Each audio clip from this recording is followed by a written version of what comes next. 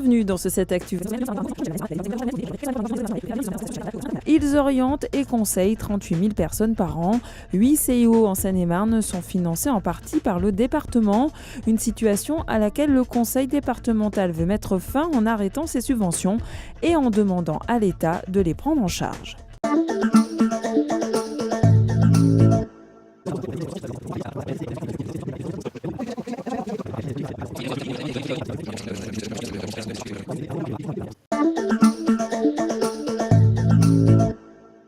Des CIO comme celui-ci, il en existe 11 dans le département.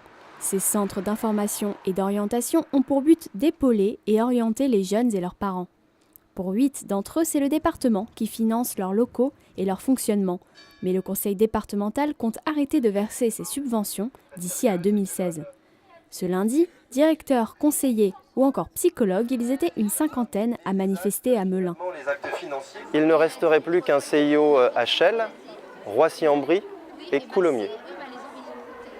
Pour tout le sud du département, même le centre, c'est-à-dire plus rien. Et puis même tous les secteurs qui en ont le plus besoin, qui sont des secteurs enclavés, avec des besoins souvent spécifiques en matière d'information, tous ces secteurs seraient purement et simplement délaissés.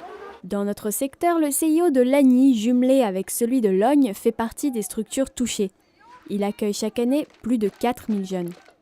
Dans l'après-midi, les syndicats ont rencontré Geneviève Serre, conseillère départementale en charge de ce dossier. Pour elle, c'est à l'État de gérer ces structures comme il le fait déjà pour les CIO de Chelles et de Roissy.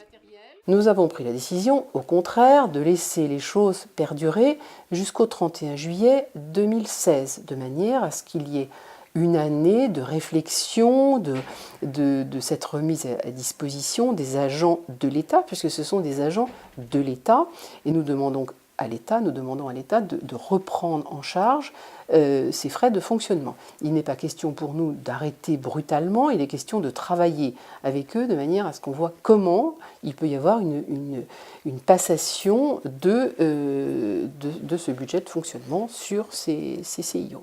Aujourd'hui, les CIO coûteraient au minimum 500 000 € par an à la Seine-et-Marne.